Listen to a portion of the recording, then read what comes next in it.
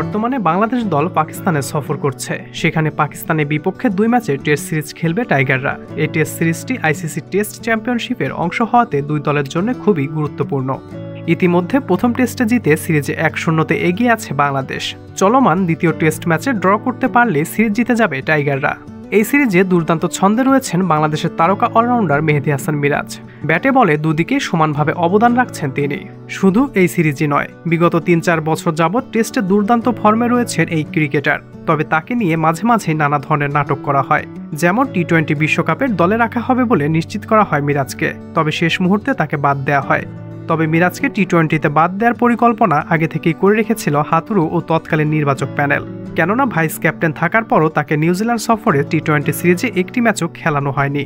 এরপর তো তাকে বাদ দিয়ে দেওয়া হলো টি-20 থেকে। তাকে বাদ দেওয়ার পেছনে অবশ্য অনেক বড় কারণ হলো অধিনায়কত্ব। আর হাতুড়ু চাচ্ছিল শান্ত অধিনায়ক না থাকুক, যাতে করে তার রাজত্ব করতে সুবিধা হয়।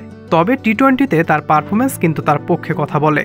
সর্বশেষ 5টি টি-20 ম্যাচের 2টিতেই ম্যাচ সেরা হয়েছেন মেহেদী হাসান মিরাজ, একটি ঘরের মাঠে ইংল্যান্ডের বিপক্ষে টি-20 ম্যাচে। তবে টেস্টে শান্তর যে পারফরমেন্স, তাতে তাকে বাদ দিয়ে অধিনায়ক করার দাবি উঠেছে মিরাজকে। টি-20 ফরম্যাটের মতো টেস্টেও ফেল অধিনায়ক নাজমুল হোসেন শান্ত। অন্যদিকে টাফ সিচুয়েশনে দলের হয়ে ব্যাটে বলে অবদান রাখছেন মিরাজ।